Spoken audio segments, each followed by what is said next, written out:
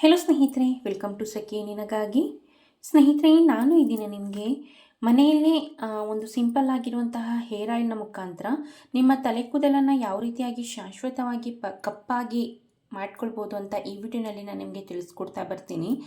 So ಈ ಒಂದು hair ಆಯಿಲ್ನ ನೀವು ವಾರಕ್ಕೆ ಒಂದು ಬಾರಿಯಾಗಿ ಯೂಸ್ ಮಾಡಿದ್ರೆ ಸಾಕಾಗುತ್ತೆ. ನಿಮ್ಮ ತಲೆ ಕೂದಲು ಶಾಶ್ವತವಾಗಿ ಕಪ್ಪಾಗುತ್ತೆ ಮತ್ತು ನಿಮ್ಮ ತಲೆ ಕೂದಲು ಆರೋಗ್ಯಕರವಾಗಿ ದಟ್ಟವಾಗಿ ಕಪ್ಪಾಗಿ ಬೆಳೆಯೋದಕ್ಕೆ ಸಹ ಕೂಡ ಈ ಒಂದು ಹೇರ್ ಆಯಿಲ್ ನಂಬರ್ 1 ಆಗಿ ಕೆಲಸ ಮಾಡುತ್ತೆ. ಸೊ ಬನ್ನಿ, ತಡ ಮಾಡ್ದೇನೆ ಈ ಒಂದು ಹೇರ್ ಆಯಿಲ್ನ ಯಾವ ರೀತಿಯಾಗಿ ರೆಡಿ ಮಾಡೋದು ಅಂತ ಈ ವಿಡಿಯೋನಲ್ಲಿ ನಾನು ನಿಮಗೆ ತಿಳಿಸ್ಕೊಡ್ತಾ ಬರ್ತೀನಿ.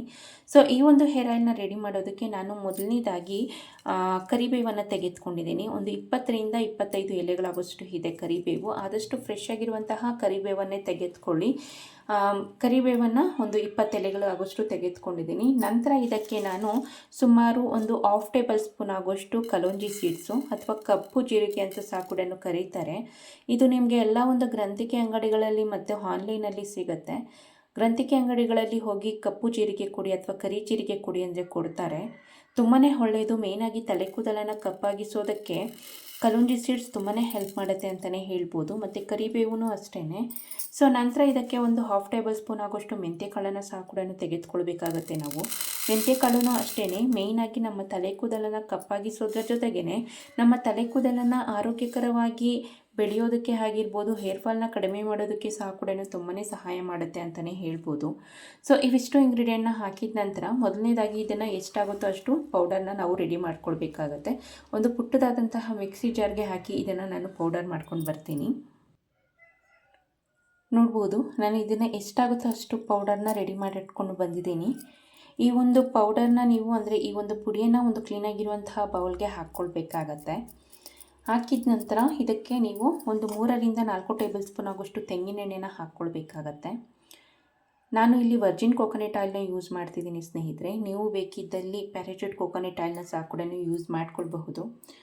ಸೊ ತೆಂಗಿನೆಣ್ಣೆನ ಹಾಕಿದ ನಂತರ ಚೆನ್ನಾಗಿ ಮಿಕ್ಸ್ ಮಾಡ್ಕೊಳ್ಳಿ. ಚೆನ್ನಾಗಿ ಮಿಕ್ಸ್ ಮಾಡಿದ ನಂತರ ಇದನ್ನು ನೀವು ಓವರ್ ನೈಟ್ ನೆನೆಯೋದಕ್ಕೆ ಬಿಡಬೇಕು. ಇದು ಸಂಪೂರ್ಣವಾಗಿ ನೀವು ಹಾಕಿರುವಂತಹ ಅಷ್ಟು ಕೊಬ್ಬರಿ ಎಣ್ಣೆ ಸಹ ಕೂಡ ಗ್ರೀನ್ ಕಲರ್ ಆಗುತ್ತೆ. ಸೊ ಮಿನಿಮಮ್ ಅನ್ನೋದಾದ್ರೂ ನೀವು ಒಂದು 3ರಿಂದ 4 ಗಂಟೆಗಳ ಕಾಲ ಹಾಕಿ ಬಿಡಬೇಕಾಗತ್ತೆ. ಸೊ ಆಗ ಮಾತ್ರ ಅದರಲ್ಲಿರುವಂತಹ ಅಂದರೆ ನಾವು ಹಾಕಿರುವಂತಹ ಅಷ್ಟು ಇಂಗ್ರೀಡಿಯೆಂಟ್ಸ್ನ ಒಂದು ಗುಣಗಳನ್ನೋದು ಈ ಒಂದು ಹೇರ್ ಆಯಿಲ್ಗೆ ಬಿಟ್ಕೊಳ್ತಾ ಬರುತ್ತೆ ಅಂತಲೇ ಹೇಳ್ಬೋದು. ಇದನ್ನು ನೀವು ನಂತರ ಶೋಧಿಸ್ಕೊಂಡು ತಲೆಗೆ ಹಚ್ಕೊಳ್ಬೋದು ಹೇರ್ ಆಯಿಲ್ ರೀತಿಯಲ್ಲಿ. ಈ ಒಂದು ಹೇರ್ ಆಯಿಲ್ನ ನೀವು ವಾರಕ್ಕೆ ಒಮ್ಮೆ ಫ್ರೆಶ್ ಆಗಿ ರೆಡಿ ಮಾಡಿ ಯೂಸ್ ಮಾಡ್ಕೊಳ್ಳಿ. ಆಗ ಮಾತ್ರ ನಿಮಗೆ ಒಳ್ಳೆ ರಿಸಲ್ಟ್ ಅನ್ನೋದು ಕೊಡುತ್ತೆ. ವಿನಃ ನೀವು ರೆಡಿ ಮಾಡಿ ಸ್ಟೋರ್ ಮಾಡಿ ಯೂಸ್ ಮಾಡೋದ್ರಿಂದ ನಿಮಗೆ ಒಳ್ಳೆ ರಿಸಲ್ಟ್ ಅನ್ನೋದು ಸಿಗೋದಿಲ್ಲ. ತುಂಬ ಸುಲಭವಾಗಿ ಕೇವಲ ಒಂದು 5 ನಿಮಿಷದಲ್ಲಿ ರೆಡಿ ಮಾಡ್ಕೊಳ್ಬಹುದು ಈ ಒಂದು ಹೇರ್ ಆಯಿಲ್ನ. ಸೊ ಓವರ್ ನೈಟ್ ನೆನೆಯೋದಕ್ಕೆ ಬಿಟ್ಟು ಮರುದಿನ ಬೆಳಗ್ಗೆ ಎದ್ದು ನೀವು ನಿಮ್ಮ ತಲೆಗೆ ಈ ಒಂದು ಹೇರ್ ಆಯಿಲ್ನ ಹಚ್ಕೊಳ್ಬಹುದು. ಹಚ್ಚಿದ ನಂತರ ಒಂದು ನಾಟ್ ಹಾಕಿ ಬಿಟ್ಬಿಡಿ. ನಂತರ ನೀವು ಒಂದು 2ರಿಂದ 3 ಗಂಟೆಗಳ ಕಾಲ ಹಾಗೆ ಬಿಟ್ಟು ನಂತರ ನೀವು ಯೂಸ್ ಮಾಡುವಂಥ ಶ್ಯಾಂಪೂನ ಯೂಸ್ ಮಾಡಿ ಹೇರ್ ವಾಶ್ ಮಾಡಿದ್ರೆ ಆಯಿತು. ಸೊ ಇದೇ ರೀತಿಯಾಗಿ ನೀವು ವೀಕ್ಲಿ ಒನ್ಸ್ ಅಂದರೆ ವಾರಕ್ಕೆ ಒಮ್ಮೆ ಈ ಒಂದು ಹೇರ್ ಆಯಿಲ್ನ ಯೂಸ್ ಮಾಡಿ ತಲೆಗೆ ಹಚ್ಚಿ ಸ್ನಾನ ಮಾಡೋದ್ರಿಂದ ನಿಮ್ಮ ತಲೆ ಕೂದಲು ಶಾಶ್ವತವಾಗಿ ಕಪ್ಪಾಗುತ್ತೆ.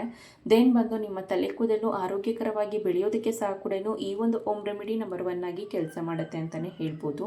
ಸೊ ಇದಿಷ್ಟು ಈ ಮಾಹಿತಿ ಆಗಿತ್ತು ಸ್ನೇಹಿತರೆ. ಈ ವಿಡಿಯೋ ನಿಮಗೆ ಇಷ್ಟ ಆಗಿದೆ ಅಂದ್ಕೊಂಡಿದ್ದೀನಿ. ಇಷ್ಟ ಆಗಿದ್ದಲ್ಲಿ ದಯವಿಟ್ಟು ಲೈಕ್ ಮಾಡಿ, ಶೇರ್ ಮಾಡಿ, ಕಮೆಂಟ್ ಮಾಡಿ. ವಿಡಿಯೋ ನೋಡಿದ್ದಕ್ಕಾಗಿ ಧನ್ಯವಾದಗಳು.